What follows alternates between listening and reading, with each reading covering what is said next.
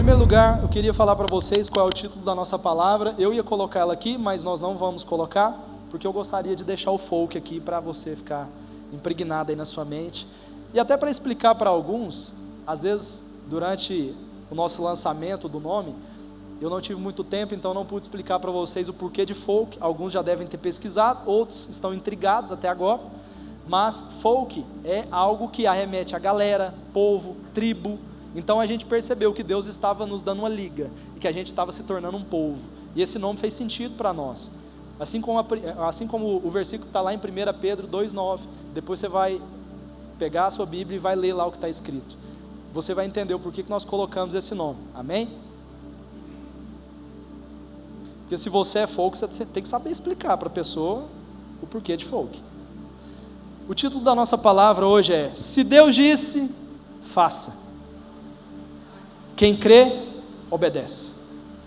Olha, e falar de obediência num dia como esse, parece que a mensagem vai ser direcionada para um ouvinte que está nessa cadeira, chamado Dom Soares, que hoje ele teve que aprender o que é obediência. Olha ele falando assim, ó. Sabe aquela mensagem que parece que o pregador pegou o que vocês conversaram e agora está falando no púlpito? É isso aí, loucura.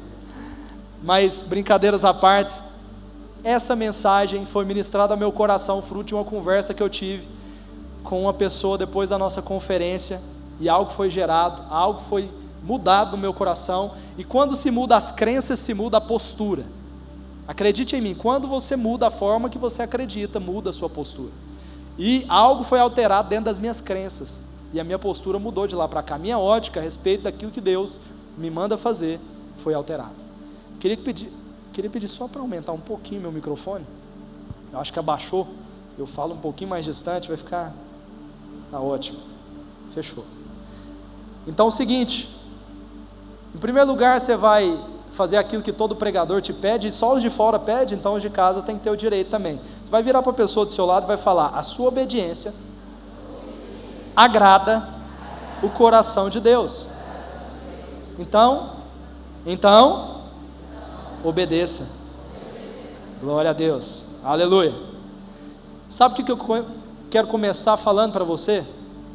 A respeito de que os grandes homens da palavra de Deus, e que também não estão mencionados na Bíblia, a maioria deles fracassaram em algum ponto por falta de obediência. Para você entender, o início de tudo começa com a desobediência. Se você parar para pensar, a queda de Adão foi um erro irreparável a nível do ser humano. A nível de Deus não, porque o Senhor resolveu, mas a nível de Adão, o que ele fez já era irreparável, ele não podia fazer mais nada.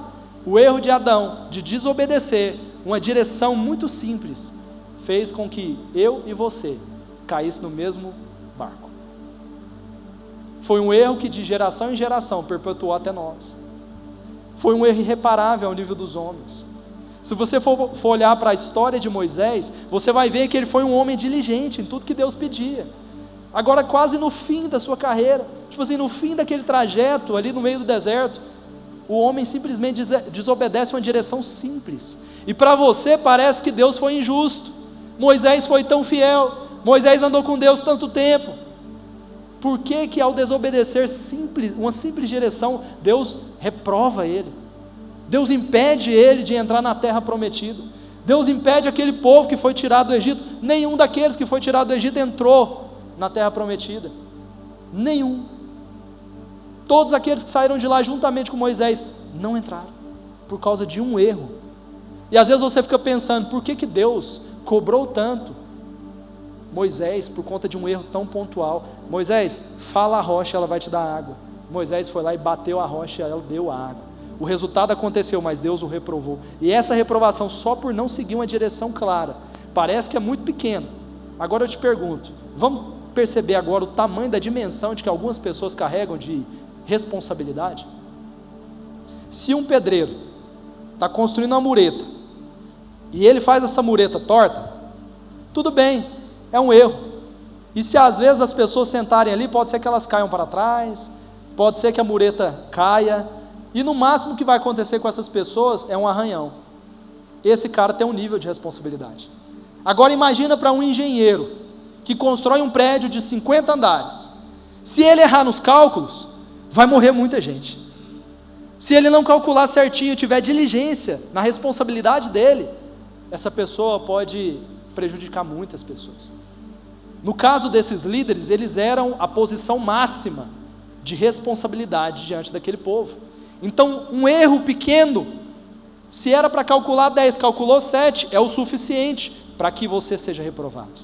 Então, eu já te afirmo, se Deus tem para você grandes coisas, entenda, o Senhor vai requerer de você uma grande responsabilidade. Com você não vai ser a cobrança que exige com outras pessoas. A obediência, ela tem que ser dentro dos padrões de Deus. Aí você vê o último caso que nós vamos falar de desobediência, o caso de Saul. Saul simplesmente falha em não cumprir totalmente a palavra que lhe foi dada. Por intermédio de Samuel, o Senhor orienta ele a fazer o seguinte: Saul, você vai lá e vai exterminar os amalequitas. Você vai matar todo mundo, e você não vai trazer nada que é deles, você vai matar até os animais. Eu quero que você extermine os amalequitas da face da terra. E Saul vai, e Saul mata, mas não mata tudo. Saul faz, mas não faz por completo. Sabe o que acontece? Quando ele volta, Samuel vai lá confrontá-lo. Ele acha que está tudo certo. Eu fiz até aqui, então tá bom. Eu fiz o máximo, e me pareceu bom trazer Agag, e trazer alguns bois, algumas cabras, trazer algumas coisas para a gente desfrutar, sacrificar ao Senhor, porque me parece bom eu trazer coisas para sacrificar ao Senhor. Como o Senhor não vai gostar de sacrifícios? Como assim o Senhor não vai gostar que eu traga o rei para matar diante de todo mundo? Eu vou matar tudo, mas eu vou matar aqui diante do povo. Eu vou trazer aqueles bois e aqueles carneiros, mas eu vou sacrificar eles aqui no altar de Deus. Deus não mandou ele fazer isso, mandou ele exterminar eles no campo dos amalequitas. Sabe o que acontece? Ele é reprovado por não ter cumprido toda a vontade de Deus. E o que Samuel diz a respeito disso? Qual que é a correção de Deus para Saul? O que faz com que Saul seja reprovado por Deus? É uma direção muito simples, né? Que ele não seguiu, mas demonstrou um coração. O coração de supor aquilo que Deus quer, ao invés de obedecer aquilo que ele já deixou claro que ele queria. Tem muita gente vivendo a vida cristã desse jeito. Parece que você está tentando agradar o Senhor do seu jeito. Não serve. Eu, como pai, falo para vocês, a coisa que mais satisfaz o meu coração é quando o meu filho me obedece naquilo que eu peço. Ah, mas ele desobedeceu e de repente ele vem me dar um carinho. Ele desobedeceu e de repente ele vem trazer um presente. Ó, papai, olha o que eu peguei para você. Tudo bem, isso até alegra meu coração, mas o meu coração se alegra mesmo enquanto o meu filho faz o que eu pedi, porque nada que ele faz depois vai resolver o erro que ele fez. Eu, na posição de pai, posso até te contar uma história, para você ter uma ilustração muito prática, de como Deus é em relação a nós. Preste atenção, Deus reparou todos os erros desse homem, assim como eu posso reparar muitos erros do meu filho. Deus reparou o erro de Adão, Deus reparou o erro de Adão vindo, através de Jesus vem e repara o erro de Adão como o segundo Adão. Moisés vem e erra, aí Deus vem e faz Josué introduzir o povo. Saul erra e Deus vai e levanta Davi. Então Deus está vindo resolvendo a sujeira do povo o tempo todo, mas eles mesmos perderam a capacidade de resolver os seus problemas, por falta de obediência. Aí eu te pergunto, o dom está ali, e eu sou um cara muito rico, glória a Deus, aleluia. Receba por mim, amém, glória a Deus, é isso aí. E aí, o dom está lá e sabe que eu tenho um monte de taças de cristal. E aí eu falo para ele, filho, não fica jogando bola aqui dentro de casa, porque você pode quebrar minhas taças. O papai até tem muito dinheiro, pode comprar várias taças, mas eu não quero que você as quebre, ok?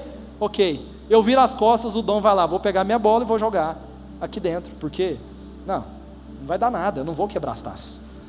E aí ele pega a bola e chuta, e ali quebra as minhas taças. Eu, como homem muito rico, eu posso ir lá e comprar mais taças e repor, quantas vezes eu quiser, não tem problema, eu vou resolver a situação. Mas o dom todas as vezes vem até mim e pede perdão, fala, pai, me desculpa, novamente eu quebrei suas taças, eu joguei bola onde eu não devia, eu fiz aquilo que o Senhor me falou para não fazer, aconteceu. Fala, filho, está tudo bem, papai vai comprar outras taças. Aí você sabe o que acontece? Eu viro as costas, ele vai lá e quebra outras taças, porque fez a mesma coisa que ele falou para mim que não ia fazer. Eu vou lá e compro taças novamente. Pode ser que o coração se alegre um pouco da sinceridade dele de vir e falar: pai, eu quebrei as taças, me perdoa. Pode ser que ao falar a verdade o meu coração se alegre. Mas eu vou te falar uma coisa, sabe o que alegraria mais ainda o meu coração? Era ele não quebrar mais taças. Era ele me obedecer naquilo que eu mando ele fazer. Era o fato de eu virar para ele e falar: filho, não jogue bola aqui, e ele não jogar. Ainda que eu tenha o poder de reparar todos os erros dele, o melhor seria que se ele me obedecesse naquilo que eu peço. Assim também é com o Senhor. Sabe por quê? Olha a resposta que Samuel, recebendo ela de Deus, dá a Saul. Ele diz assim, primeiro versículo que nós vamos ler, 1 Samuel capítulo 15, verso 22, eu quero que você acompanhe comigo. Olha o coração de Deus a respeito do erro. Vai dar certo? 1 Samuel 15, 22. Ok. Vou ler na minha, vocês lêem no telão. Porém Samuel disse: tem porventura o Senhor tanto prazer em holocaustos e sacrifícios, quanto que se obedeça a sua palavra? Eis que o obedecer é melhor do que sacrificar, e o atender melhor do que a gordura de carneiros. Aquilo que eu acabei de falar para vocês é o que é o coração de Deus, é o que Deus sente. Ele virou para Saul, que tentou compensar a sua desobediência, fala: não, Senhor, eu desobedeci, mas está aqui o carneiro para ti, esses animais são para sacrificar ao Senhor. E aí Samuel fala para ele: será que Deus tem tanto prazer na questão de sacrificar esses animais, quanto ao ter obedecido o que ele te mandou fazer? Se você tivesse obedecido, alegraria muito mais o coração de Deus. Você não precisa agora ficar sacrificando achando que isso vai compensar. Não vai. Deus não manda você ficar voltando e arrumando as suas bagunças. Ele pode arrumar, mas isso não é o que traz a alegria dele. Tem muito filho que acha que tipo assim: nossa, vou viver como Davi, eu erro, mas sou rápido em me arrepender. Deus vai te perdoar, mas a alegria dele está na obediência e não na sinceridade. E o que faz Deus levantar outras pessoas no nosso lugar? O que faz Deus reprovar a nós e aprovar a outros? O que fez Deus nos levantar lá atrás? O coração foi o que chamou a atenção de Deus lá atrás. E o que reprovou os homens que Deus escolheu foi a falta do coração lá na frente. Eles começaram obedecendo, começaram com boas intenções, começaram fazendo aquilo que era reto perante o Senhor, e em toda a palavra de Deus você vê o Senhor vendo o coração deles e os chamando. E os homens de Deus não reprovaram por falta de habilidade, não reprovaram por falta de qualquer tipo de coisa que era natural, reprovaram por deixar de ter um coração de obediência para com Deus. Se você perceber, o que faz o Senhor destituir Saul do seu trono é a falta de obediência, porque na sequência, no capítulo 16, olha o que ele diz. Ele diz assim, em 1 Samuel 16, 1: disse o Senhor a Samuel: até quando terás pena de Saul, havendo eu rejeitado para que não reine sobre Israel? Enche o chifre de azeite e vem, enviar-te-ei a Jessé, o belemita, porque dentre os seus filhos me provi de um rei. Ah, tudo bem, o Senhor agora mostrou que a desobediência de Saul fez com que ele se provesse de outro rei, mas o que fez ele escolher Davi? Esse versículo não mostra, os dois livros de Samuel não mostram, nenhum momento do Antigo Testamento mostra, mas Paulo, ao falar em um contexto que ele estava falando lá em Atos, ele disse o porquê que Davi foi escolhido por Deus. Olha o que Paulo diz, lá em Atos capítulo 13, 20, olha o porquê que Deus escolheu Davi. Vencidos cerca de 450 anos, depois disso, lhes deu juízes até o profeta Samuel. Então lhes pediram um rei, e Deus lhes deparou Saul, filho de Quis, da tribo de Benjamim, e isto pelo espaço de 40 anos. Então Saul reinou 40 anos, e tendo tirado a este, levantou-lhes o rei Davi, do qual também dando testemunho. Quem que deu testemunho? Deus, a respeito de Davi. Deus disse assim, disse Deus: achei Davi, filho de Jessé, homem segundo o meu coração, que fará a minha vontade. O que chamou a atenção de Deus? Era o porte? Era a habilidade? Era porque ele matou o leão e o urso? Não, foi porque o coração dele era de obediência. É isso que fez com que Deus se provesse de um rei. E o texto nos mostra que quando o Senhor deu para Israel um rei, ele deu pelo clamor do povo, e deu um rei que eles pediram, deu Saul. Mas quando ele quis um rei, ele falou: agora eu vou me prover de um rei. Agora esse não é o rei do povo, é o meu rei, porque ele vai fazer a minha vontade. Porque qual que foi a resposta de Saul? Saul falou assim: o povo me pediu para trazer esses animais, o povo me pediu para trazer Agag, o povo mostrou que aquele homem estava reinando para o povo. Aí o Senhor vem agora e se provê de um rei, que agora fará toda a sua vontade, e Davi é constituído rei. Todo mundo que é chamado pelo Senhor, você pode ter certeza, não se preocupe, Deus não está olhando para as suas habilidades, Deus está olhando para o seu coração. O seu chamado não é a partir daquilo que você pode fazer, é a partir daquilo que tem uma essência dentro do seu coração, que Ele mesmo colocou. Tem pessoas que de forma singular vão viver coisas em Deus, que Ele mesmo te projetou para viver, e está dentro do teu coração. Eu acredito que as pessoas, ao entenderem o seu chamado, eles começam a se preparar para responder à altura daquilo que Deus chama. Tudo bem, você tem que se aperfeiçoar naquilo que você é débil, mas não esqueça que o que fez Ele te chamar é o coração, e o que faz Ele te reprovar é a falta do coração. Você pode até parar de fazer do jeito que você faz, mas não pode perder o coração de para quem você faz. Ah, beleza, agora eu estou com um problema na voz, já não posso pregar do jeito que eu pregava. Habilidade, mas o coração? Ah, hoje eu não preguei tão bem. Habilidade, mas o coração? Pode ser que tenha dias que a sua performance não é tão boa, mas o coração continua aqui. Deus não te reprova o dia que você vai mal, Deus te reprova o dia que você perde o coração. Nossa, fui lá e fiz algo, me mandaram fazer alguma coisa lá, e nossa, não foi tão bem. As pessoas esperavam algo muito bom de mim. Pois é, isso não muda nada para Deus, muda para as pessoas que gostam de admirar, aprovar e depois desaprovar. O mesmo que te aplaude é o que te exclui, está tudo certo, mas Deus não te exclui no dia que você erra. Deus só te reprova se o coração parar de ser dele. É por isso que Provérbios está escrito o quê? Sobre todas as coisas guardai porque dele procede as fontes se você sujar a fonte, aí já era.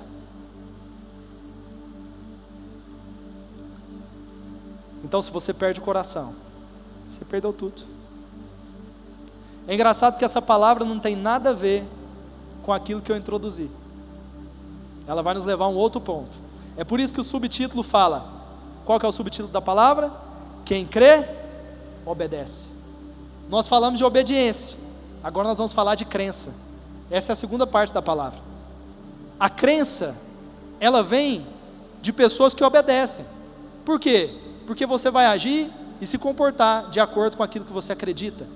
Quando que esses homens falharam? O dia que eles perderam a fé de que aquilo que Deus estava mandando era o melhor. Não, o jeito que eu quero fazer é melhor.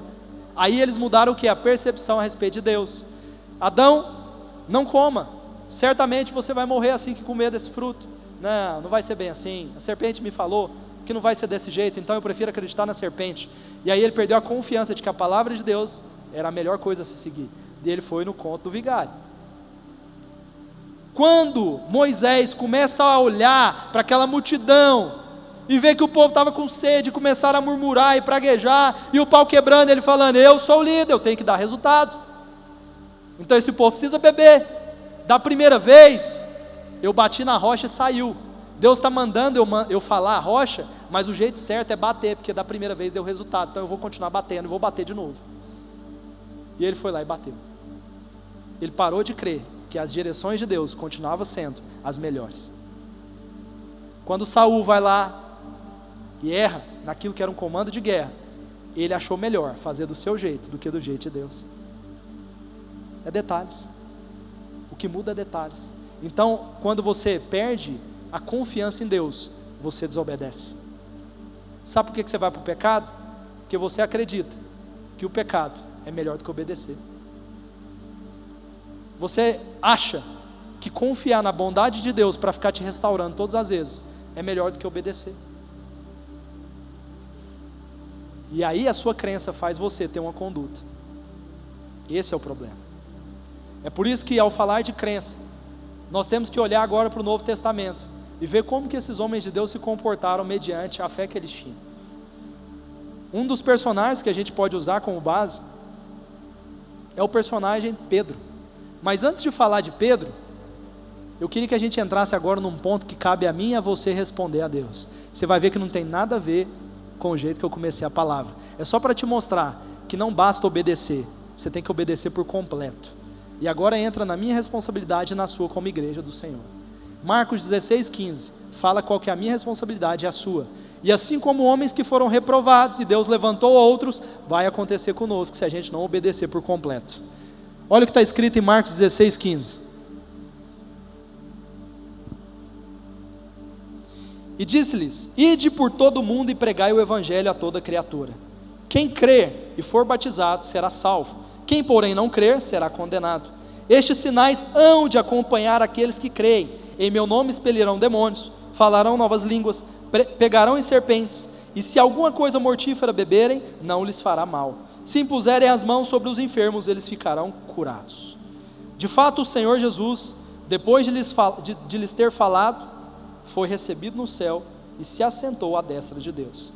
E eles, tendo partido, assim que ouviram Jesus, partiram, pregaram em toda parte, cooperando com eles o Senhor.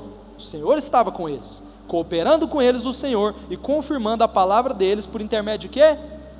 Sinais que o seguiam. Sabe o que isso nos mostra? Que a igreja, de certa forma, e na sua grande maioria, pelo menos no Brasil é perceptível, nós amamos pregar, e isso é obediência.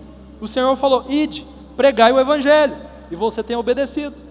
Muitos aqui são líderes, muitos aqui têm ministrado a outras pessoas, alguns aqui têm um ministério evangelístico que tem evangelizado bastante, e você tem obedecido.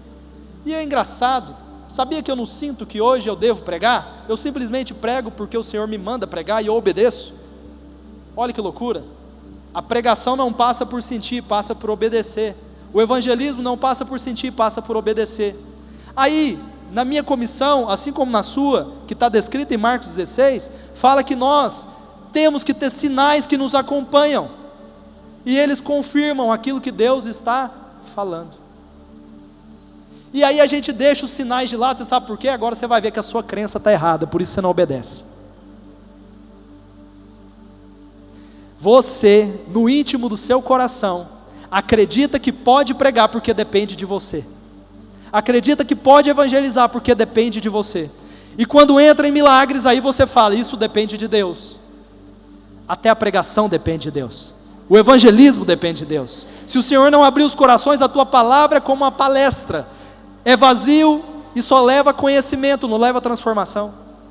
Se você é incrédulo e prega com incredulidade, as suas palavras são vazias. Se você é incrédulo e o seu evangelismo é vazio. Por quê? Porque você faz achando que depende do quanto você sabe para expor o seu conhecimento e aquelas pessoas serem convencidas pelas suas palavras. Em um tempo como o nosso, eu vou te falar aquilo que Paulo falou para pregar para os gregos. Em um tempo onde os filósofos eram como deuses e as suas palavras eram aquilo que inspiravam aquele povo, Paulo falou: ainda que eu saiba muita coisa, dentre vocês decidi nada saber, nada. Paulo guardou no bolso todo o conhecimento dele e falou assim: com vocês vai ser através da demonstração do poder. Sabe por quê? Porque o ditado é batata: contra fatos não há. Como que eu vou diante de filósofos trazer mais uma filosofia? Eu vou com outra parada que eles não têm: poder de Deus. E por que você não flui no poder de Deus? Porque ali é um lugar de dependência, é um lugar onde você, ao obedecer por completo, precisa entender que todas as áreas desse ID são por obediência. Inclusive, curar os enfermos faz parte do seu ID. E por que você cumpre ele pela metade? Por que você não faz por completo aquilo que Deus te falou para fazer? E Ele não falou, ao vocês pregarem e sentirem, então orem pelos enfermos. Não, olha o que diz novamente: em meu nome expelirão demônios, falarão novas línguas, pegarão em serpentes, e se alguma coisa mortífera beberes, não fará mal.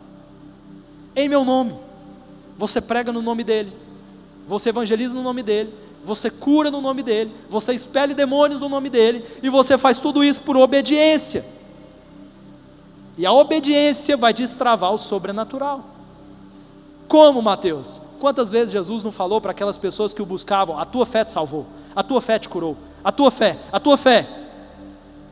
Não foi a fé de Jesus, foi a fé delas. Muitas vezes foi a fé de Jesus, e é lógico que Jesus tinha fé, eu não estou falando disso, eu estou falando que às vezes, por obedecer e impor as mãos sobre alguém que crê, Deus vai fazer um milagre só porque você obedeceu. Deus vai curar um enfermo porque ele crê, e ao impor as suas mãos sobre ele, ele acredita que impondo as mãos, você pode ser um instrumento de Deus, ele é curado. E eu não estou falando que você não tem que ter fé, eu só estou te falando que assim como ao você pregar, aquela pessoa tem que crer para receber o evangelho, ao você orar por alguém, essa pessoa também está crendo, e o milagre da salvação acontece pela fé, e o milagre sobrenatural de cura de enfermos acontece pela fé, e ao expelir demônios também a sua fé está em ação, mas tudo começa na obediência, a obediência de se dispor. É por isso que a covardia não faz parte dos filhos de Deus, é por isso que os covardes não têm nada a ver com Deus, porque a covardia é aquele negócio de, e se der errado? E se não der? E se der? E se não der? Você vai ficar no banco e ver as outras pessoas viverem coisas que estão escritas na palavra de Deus porque você é um covarde? Ah, mas eu não senti como ele. Agora eu vou te contar a história, e é por isso que essa pregação é o fruto de uma conversa que eu tive pós-conferência. Eu estava na reunião com o pastor Vinícius, e ele nos perguntou, qual foi a coisa que mais marcou vocês nessa conferência? Eu falei, nossa, foi poderoso, impactante, glória a Deus e aleluia, mas eu vivi uma coisa de forma singular, de forma especial, que Deus separou só para mim, e foi pós-conferência. Na segunda-feira, o Eduardo Nunes, que pregou no domingo aqui, tinha que ir para o aeroporto, e ele pediu para que eu o levasse. Então pela manhã, às 11 horas da manhã, eu ia pegar ele para a gente poder ir para o aeroporto. Só que algo aconteceu, há umas 9 da manhã mais ou menos, ele me manda mensagem, fala, Mateus, tem como você vir mais cedo? Eu queria tomar um açaí. Aí eu pensei, ele não vai tomar açaí sozinho, não vai me chamar, ele não vai sentar na mesa, tomar açaí e falar, espera no carro. Eu falei, ele vai me chamar para tomar açaí junto. E ele falou, aí você pode tomar açaí comigo? Eu falei, eu já estou de tênis, Eduardo, eu estou pronto, eu estou na praça, meu irmão, vamos embora, eu estou aqui, então o que você quer eu quero, vamos embora. E aí eu peguei e fui com ele tomar um açaí, disposto, disponível. Você tem algum compromisso, Mateus? Eu falei, eu não tenho nada, cara, e se ainda que eu tivesse, eu não tenho nada, e eu peguei e fui, e a gente sentou ali para tomar um açaí, e eu falei, eu vou fazer o que a ocasião me pede, eu vou encher ele de perguntas, eu vou absorver o máximo de coisa que eu puder. E aí eu comecei a perguntar a ele um monte de coisa, porque olha, eu vou te ensinar uma parada, que se você não tem senso para isso, você precisa ter. Tem mesa que você senta para falar, tem mesa que você senta para ouvir, tem dia que é dia de aprender, e você não abre a boca, você só pergunta, amém, glória a Deus, e vai, enche a bacia do tanto que você puder. Tem dia que é para aprender, e eu falei, eu vou fazer isso. E aí eu peguei e abri ali, né, um monte de pergunta com ele, e eu falei, Eduardo, eu vou te falar uma coisa, mano, Deus nos conectou num santo arranjo. Viver essa família de igrejas, o Ohana, nos conectou a um propósito que vocês têm vivido. E vocês têm sido pessoas que nos influenciam. E a gente está debaixo dessa influência. E se Deus fez esse santo arranjo, o Senhor quer que a gente viva coisas que estão sendo vividas entre vocês. E eu falei, mano, tem uma coisa que eu admiro muito. Eu visitei algumas igrejas exponenciais, pessoas incríveis, muita estrutura boa, muito povo que vive coisa massa, mas eu vou te falar, o que eu vi aqui na Dunamis Farm, no dia que eu fui para o Ohana, foi diferente, cara. Não é só palavra, também não é só profético, não é só unção, é uma coisa que é uma liga, que fica junto, parece um durepox, pega duas massas e junta. Eu falei, mano, vocês têm algo que eu acredito que é para a igreja toda, palavra e unção, palavra e vida, palavra e poder. E eu falei, cara, como que Deus despertou vocês para isso? Se liga na resposta. Ele falou, eu ainda era pastor de jovens, quando o Theo me pedia para subir no púlpito, e ministrar, e direcionar a igreja em oração, antes dele subir. Ele já era o pastor daquele povo, o Theo poderia subir e fazer o que ele pediria para o Ed fazer, só que sabe o que ele fez? Ele começou a descentralizar aquilo que acontecia de uma pessoa, e mostrar que as pessoas que estavam ali à frente, poderiam desfrutar de um ambiente independente de quem fosse, era só obedecer. E ele falou, Ed, eu vou subir só quando o óleo estiver pingando, então, podem clamar, vamos buscar. Por quê? Porque eu não quero que as pessoas acreditem que a presença vem porque eu estou aqui. E aí você sabe o que aconteceu? O Ed começou a subir, e começava a ministrar, começava a chamar o povo para oração, e vamos clamar por milagres, vamos clamar por sinais, e ao terminar ali uns 10 minutos de busca, ele falava assim, agora quem sente uma melhora, levante a sua mão, e ninguém levantava. Agora quem recebeu o seu milagre, a sua cura, levante a sua mão para testemunhar, e às vezes as pessoas não levantavam, e ele falou assim, no culto seguinte nós vamos fazer de novo, e eles faziam, e aí depois os testemunhos eram assim, agora quem recebeu o seu milagre, quem foi curado nesse instante, agora, nesse instante, levante sua mão. 2 pessoas levantavam, 3 pessoas levantavam, no outro culto 5 pessoas levantavam, e começou a ser uma atmosfera sendo criada, fruto de obediência. E eu falei, Ed, mas você é um cara que é profeta, mano, como que Deus fala ao seu coração as coisas que você deve dizer? Ele falou, existem coisas que são impressões no coração, mas existem coisas que eu só faço pela obediência. Ele falou, para que eu tenho que ouvir de Deus, que eu tenho que orar pelo enfermo, se a palavra de Deus já me diz que no meu id, isso está englobado? É só perguntar se tem um enfermo e orar por ele. A minha fé não define o resultado. Quantas pessoas com fé já oraram por pessoas que iriam partir mesmo, era a hora dele morrer, e Deus não curou. Ah, mas aquela pessoa não tinha fé. Não, foi a soberania de Deus, mas aquela pessoa poderia orar. Se o Senhor fala que nós podemos fluir em um poder, que é o mesmo poder que ressuscitou Jesus dentre os mortos, e tem o poder de ressuscitar outras pessoas, eu vou orar para aquele que está no caixão. Se Deus vai levantar ele ou não, não cabe a mim, é a soberania de Deus, mas eu vou orar. Se um enfermo está entre nós, você vai falar, não, mas eu não sinto de orar por você, eu não sei se Deus quer te curar. Que hipocrisia nossa, que loucura é essa? Se existe um enfermo no nosso meio, essa pessoa precisa de receber uma oração, você vai orar, e não passa por sentir, passa por obediência. Se eu prego, eu oro por cura. Se eu prego, eu vou expelir demônios, porque a palavra de Deus também engloba isso no meu id. Então é fruto de obediência. E como que a obediência destrava o sobrenatural? Pega o primeiro exemplo de Pedro. Pedro, o primeiro contato que ele tem com Jesus, ele já demonstra que tinha um coração obediente e ousado no Senhor. Pedro tem o seu barco emprestado para Jesus, Jesus fala, pega esse barquinho, leva um pouquinho para lá, eu vou subir, vou pregar, para que o povo me ouça. E enquanto Jesus fazia isso, virou para Pedro e falou, Pedro, agora você vai fazer o seguinte, pega a sua rede, que você pescou a noite inteira, e joga agora ao largo, vai para o lugar mais profundo e joga de novo. Pedro, no primeiro instante, era o primeiro contato dele com Jesus, ele não sabia que Jesus era essa pessoa toda, e falou assim, Jesus, eu sou pescador, eu estou pescando a noite inteira, eu não peguei nada, não tem peixe nesse lugar, mas sobre a tua palavra, eu vou lançar a rede. Ele vai, lança e pega os peixes. Obediência, destravou o sobrenatural. Segunda coisa que ele viveu com Jesus, Jesus está ali, querendo ter com os discípulos, e vem andando por sobre as águas, eles estão no barco. Jesus, vendo que o povo estava ali, ele foi andando de boa, e Pedro viu aquele fantasma, que para eles era um fantasma, e começaram a ficar atemorizados.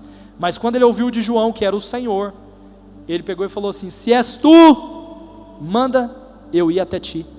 Sabe o que Jesus falou para ele? Vem. Pedro saiu do barco e andou sobre as águas. Obediência. Quando que você acha que a fé acontece? Quando você obedece. Crer é confiar e fazer. Eu senti algo dentro do meu coração me falando que é para fazer. Não, obedeça. Obedeça. És tu, Senhor? Sim, então manda eu ir até ti. Ele mandou, então agora eu vou acatar a ordem. Eu vou. E ele foi e andou. É assim que acontece. E para encerrar, o time de adoração pode subir. Nós vamos falar de um último ponto. Quando Pedro perde agora a pessoa de Jesus encarnada, Jesus é assunto aos céus. Em Marcos 16, das suas últimas direções, Pedro até então foi obediente a toda a direção de Jesus, não foi? Enquanto ele estava ali sendo um discípulo, andando próximo a Jesus, ele obedece. Ele consegue obedecer. Só que agora Jesus foi embora. Jesus partiu. Jesus foi assunto aos céus. Como que eu vou continuar nessa ousadia toda? Como que agora eu vou saber o que eu devo fazer, o que eu não devo? Antigamente era fácil, Jesus me falava: Pedro, faça isso, eu ia e fazia. Agora como que eu vou obedecer? Aí os apóstolos se dedicam agora a conhecer a palavra de Deus. Assim como eles já eram instruídos a obedecer, agora eles falaram: tudo que nos resta é obedecer o que está na palavra, e obedecer aquilo que Jesus nos deixou como ensinamento. Os últimos momentos dele com Jesus foi o que está escrito em Marcos 16, capítulo 15. Os últimos momentos de direção, né? Jesus vira para eles e fala: vocês vão lá pregar, mas vocês vão curar os enfermos, vão expelir os demônios, e vocês vão viver essas coisas sobrenaturais. Sabe o que acontece? Depois de Atos 2, Pedro é revestido de poder. Agora não é Jesus fazendo milagre e Pedro vendo, agora a parada é com ele. É muito fácil num ambiente como esse alguém ficar possesso e você falar: tá de boa, tem um monte de líder aqui, um monte de gente que vai, se não der certo comigo, alguém vai expelir esse demônio, alguém vai resolver essa parada. E eu te conto um testemunho meu pessoal, antes de você se levantar. Quando eu tinha 14 anos de idade, eu fui para um encontro com Deus, e nesse encontro com Deus, eu vi um monte de gente possessa, e eu olhava assim e falava: esse trem não é de verdade, essas pessoas estão fingindo, não é possível, é umas coisas que parecem encenação. Não, Deus, isso não é verdade. E falei para o pastor que estava conduzindo aquele encontro, eu era encontrista, e ele falou assim: Mateus, então se você duvida, pede para Deus te provar que isso é real. Muitas pessoas querem excluir Tomé, né? Igual eu fui. Mas você tem que lembrar que Deus também, Jesus, ele não se acovarda a mostrar para Tomé aquilo que ele pedia para ver. Ele não fala: Tomé, você vai crer ou não vai crer, problema é seu. Ele não, você quer ver? Então está aqui, olha as minhas chagas, pega no lado. Você quer prova? Então eu te provo. E assim aconteceu comigo. Naquele encontro eu fiz uma oração e falei: Senhor, eu não acredito, sou incrédulo quanto a isso, tudo que está acontecendo aqui muito lindo, maravilhoso, mas eu não acredito nesse trem de possessão. Beleza, fui embora. Na segunda-feira eu fui trabalhar. Eu trabalhava num lugar que era uma avenida, era mais ou menos 12:00 para 1h da tarde, horário de almoço. Uma moça que tinha uma empresa ao lado da empresa do meu pai, estava indo para a empresa em prantos, e eu conhecia ela, era uma amiga nossa, e ela passou assim chorando horrores na minha calçada, e eu na porta esperando meu pai voltar, que ele tinha saído, eu vi ela passando, eu falei: fulano, o que aconteceu? E ela estava assim, ó, de soluçar, pessoa desesperada, e ela: não, hoje eu vou acabar com a minha vida e tudo mais, eu vou me matar porque não faz sentido e tudo mais. E eu aqui lá, que sabe aquele negócio, né? Quando você volta do encontro, tem um gás que está ali, né? E eu falei: uou, é agora. É agora. E aí, peguei e falei assim: fulana, senta aqui, vamos conversar. Você precisa de um copo de água, dei um copo de água para ela. E aí eu peguei e comecei a perguntar para ela o que estava rolando. Ela falou assim: não, é porque aconteceu tal coisa, papapá. Aí eu peguei e falei assim: é agora. Você precisa de Jesus, fulano. Na hora que eu falei: você precisa de Jesus, ela... Eu falei: e agora, José? Fiquei desesperado. Eu falei: vai dar ruim, o pastor não está aqui. Eu falei, aí eu me perguntei, eu falei: que demônio que se manifesta 1h da tarde? Que demônio que se manifesta de dia, fora da igreja? Eu nunca vi isso fora da igreja. Eu quase que eu virei para ele e falei, mano, isso aqui não é lugar. A ocasião não é essa. Eu nem pedi para você se manifestar. Eu nem quero saber seu nome. Tá de boa. E eu peguei e fiquei morrendo de medo. E aí eu comecei, ela se manifestou, ela grudou nos meus braços e cravou a unha assim no meu braço. E ela era muito forte, eu 14 anos, era magrelinho, fraco. E aí pegou, e essa mulher pegava assim, ela me balançava, eu com a mão na cabeça dela, ela me balançava assim, ó. E de repente ela se jogou no chão, e ela rastejava no chão e se enfiou num quadradinho que era a mesa do meu pai. E eu tentava ir até ela, porque eu falei assim, não, só vai sair se eu tiver com a mão lá, e eu vou grudar no cabelo dela e já era. Vai rolar, vai acontecer. E eu comecei a orar, Senhor, pelo amor do Senhor, sai, demônio. E comecei a falar, e expelir, tal, e Senhor, em nome de Jesus, que sai, pá. Eu falei, não tenho fé, não vai sair. E em nome de Jesus, em nome de Jesus, em nome de Jesus, e não saía. Eu falei, rodei, já era. Aí o que eu lembrei? Eu falei, Senhor, eu vou começar a direcionar.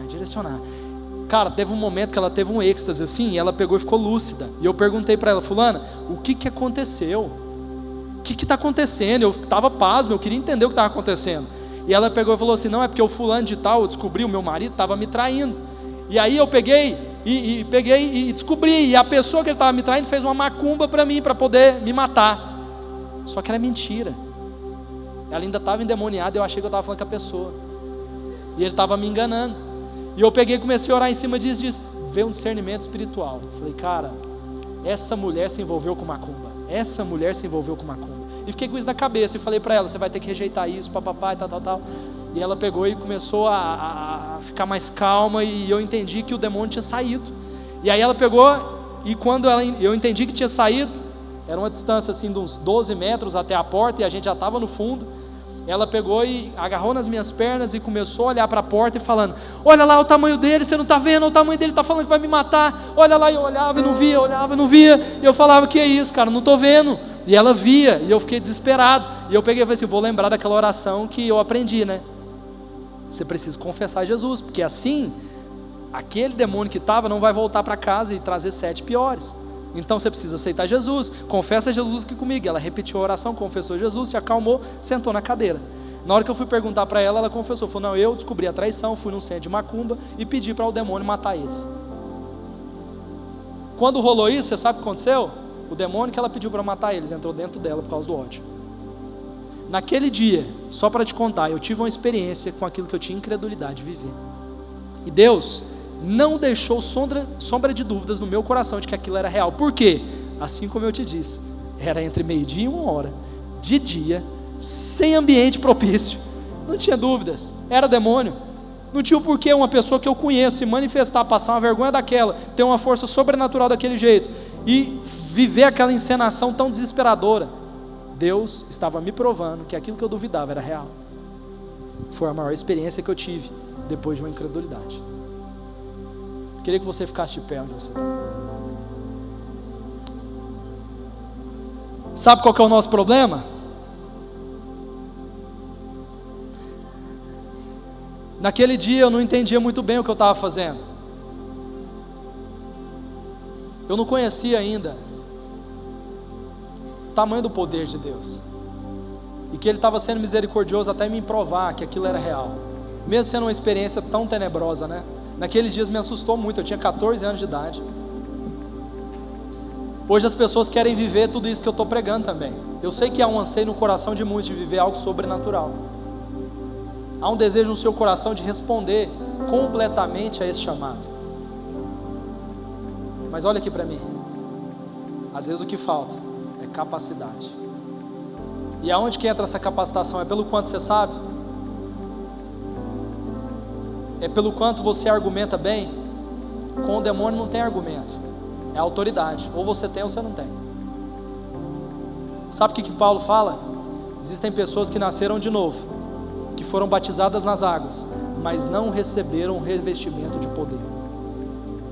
Essas pessoas estão desprovidas de autoridade, daquilo que capacita elas ao sobrenatural. Naquele dia eu entendi o que Jesus tinha falado para os discípulos. existem castas de demônios que só saem através de jejum e oração. Eu vi que eu era um cara que não buscava o Senhor para aquele nível de situação, mas também percebi que muitas pessoas não estariam ali nem dispostas a viver o que eu vivi, porque não tinha capacitação que vinha do alto. Olhando para tudo que eu te falei, e te dizendo e te afirmando, é possível viver tudo isso? Eu também te falo, é impossível viver tudo isso sem o revestimento de poder. Nós vamos ler um último texto para você entender, e isso vai mudar a sua perspectiva de que às vezes você não é ousado por causa disso. Tem pessoas que o problema aqui é falta de ousadia e obediência, mas tem pessoas aqui que não têm revestimento de poder. Atos capítulo 19 verso 1 diz assim, não precisa projetar, eu vou ler aqui. Enquanto Apolo estava em Corinto, Paulo, tendo atravessado as regiões mais altas, foi a Éfeso, e achando ali alguns discípulos, perguntou-lhes: recebestes o Espírito Santo quando vocês creram? Vocês receberam o Espírito Santo quando vocês creram? Responderam eles: não, nem sequer ouvimos falar que o Espírito Santo é dado. Que batismo, pois, recebestes? Ele pergunta. Respondeu-lhes: o batismo de João. Então Paulo disse a eles: João batizou o batismo de arrependimento, dizendo ao povo que cresce naquele que havia de vir depois dele, isto é, Jesus. Havendo-lhes Paulo imposto as mãos, veio sobre eles o Espírito Santo, e falavam em diversas línguas e profetizavam. Paulo foi até discípulos que receberam Jesus, que foram batizados no batismo de arrependimento de João, para a remissão de pecados, mas não tinham recebido o Espírito Santo. Ninguém entre nós pode afirmar sobre a vida do outro que alguém aqui tem o Espírito Santo. Ninguém aqui entre nós pode afirmar um sobre o outro de que alguém aqui nasceu de novo, só você. Só você pode testificar no seu coração se existe sim o Espírito Santo dentro do seu coração e se você foi salvo de verdade. Fala que o próprio Espírito iria testificar a respeito disso no seu coração. Só você pode dar essa resposta. Mas qual que é o meu conselho para você nessa noite? Nem é o meu apelo, é o meu conselho. É impossível viver tudo que eu preguei aqui se você não tiver o revestimento de poder. Talvez o seu caso seja de uma pessoa que crê, que foi batizado, batismo de águas, que está vivendo a vida da igreja, mas que nunca recebeu o Espírito Santo. Isso aqui não é nenhum tipo de doutrina, eu estou lendo a palavra pura e simples para você. Leia o texto depois. Essas pessoas de fato eram discípulas. Paulo foi visitar discípulos, pessoas que faziam parte do corpo de Cristo. Então, se talvez for o seu caso, você vai ter que avaliar nessa noite, e você vai ter que pedir ao Senhor: então, alguém vai impor as mãos sobre mim nessa noite, e o Espírito Santo vai descer sobre a minha vida, porque eu quero viver por completo aquilo que o Senhor me manda fazer. Talvez há um desejo em você responder a nível de palavra, de evangelismo, mas ainda não existe em você a capacidade de viver os sinais que esse ID proporciona, por falta de revestimento de autoridade. E por que eu não vou viver isso, Mateus? Eu poderia viver, não pode. Jesus mesmo disse para os discípulos: ficai aqui, até que do alto sejais revestidos de poder. Pedro até então via Jesus curando e fazendo milagres e maravilhas, mas depois de Atos, depois do primeiro e segundo capítulo, depois de buscar e ser revestido de poder, fala que ele e João estavam subindo ao templo, e quando ele subia ao templo, tinha um mendigo colocado à porta, e Pedro vive a sua primeira experiência após o revestimento de poder.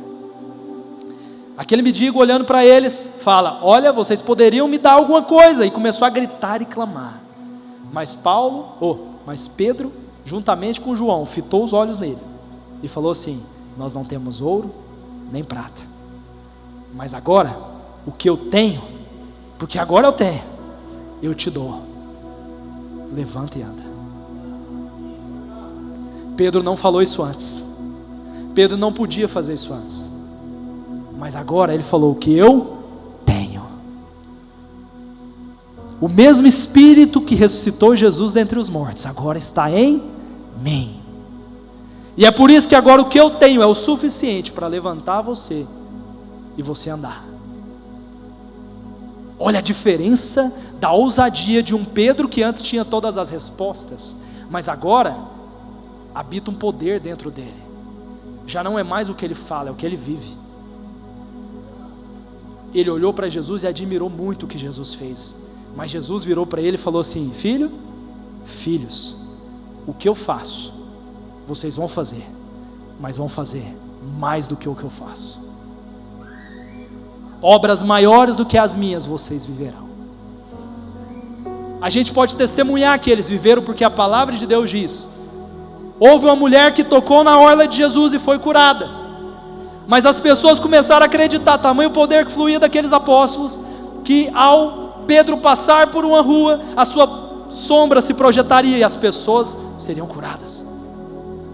Fala que esse sinal não é maior do que aquilo que Jesus fez. Ao tocar na orla, aquela mulher é curada.